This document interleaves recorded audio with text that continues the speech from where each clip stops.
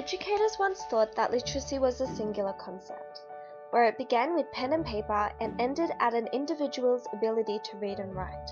However, with much research and study, we now know that literacy has many faces. With this new era of literacy, we can bridge the gaps left by single-sided ways of teaching, and we can help the students develop skills that are appropriate for the 21st century.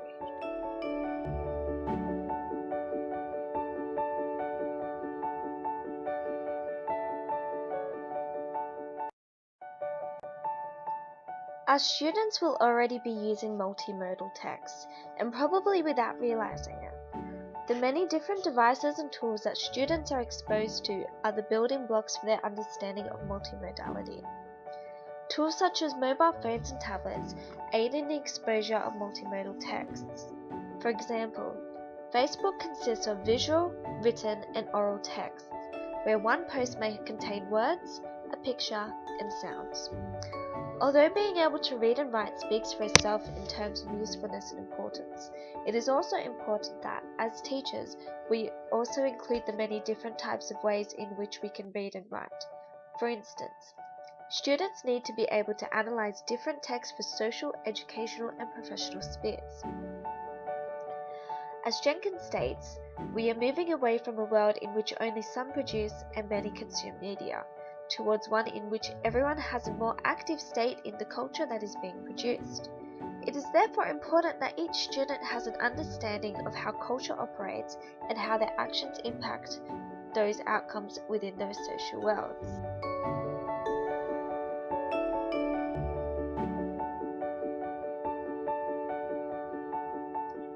I have little doubt that there exists a student who is not literate to some degree.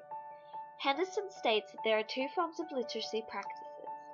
These consist of home and school, where home literacy practices involve the literacy practices that are used by students and their families in their out-of-school lives, while school literacy practices are those that are valued and taught in school. So while one student may not seem interested in the school literacies, they may be heavily invested in another text at home. Therefore, giving up with the non-readers has a detrimental effect on the student's self-efficacy and self-esteem. And this is exactly what we want to avoid. With the use of multimodal text and multiliteracies, we are able to design individualized lesson plans, and all it takes is for us to get to know our students so that we can help them grow.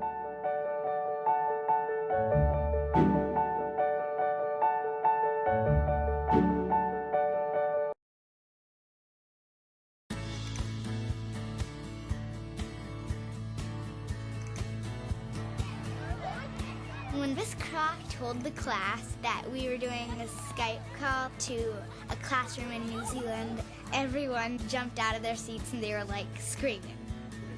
I was really excited because we could learn a lot, and not only we would learn, but we would teach other people too. We can Skype with California today, we can Skype with Brazil tomorrow, and Skype in the classroom allows us to do that.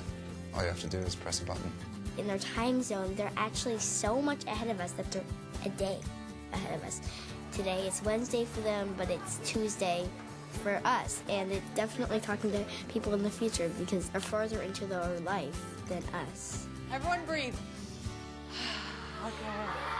The Skype in the classroom today was a way for the kids to have a virtual field trip, to get outside of our classroom, outside of our city, and across the world.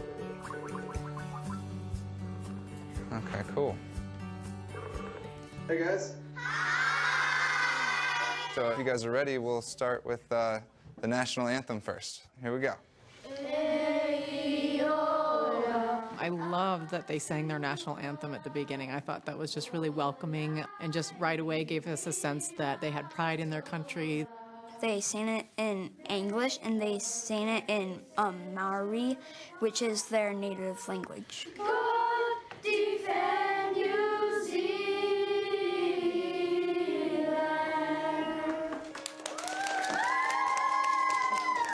It's like you're in the same room with them because you can see them, you can see how they're reacting, and like how they did the same things that we did. Would you like to see an earthquake drill here? We'll pretend that an earthquake is happening. Oh no. We show them how to do the drop, cover, hold. They seem to like that. We study earthquakes in 4th grade, so that went right along with what we've been learning. That's pretty much the exact same thing that we do here. I liked how they were on TV, like they were presenters, like movie stars. They were acting like us, so they felt like our friends. What do you like to do in your spare time? Bungee jumping. Skype is such a useful tool in terms of keeping a classroom more worldly. Kids are growing up in this digital age. As educators, we're constantly trying to find tools for them to engage them, excite them, and make those connections to the outside world.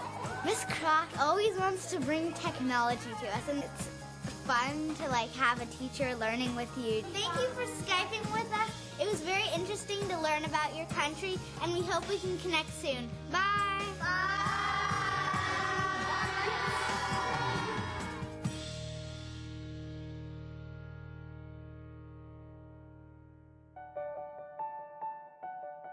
Using collaborative tools such as Skype, students are able to participate in group work activities to develop social and cultural skills.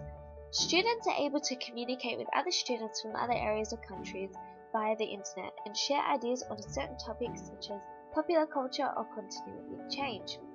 For example, students are able to ask other students about the popular culture trends that are occurring within the area while also sharing their own.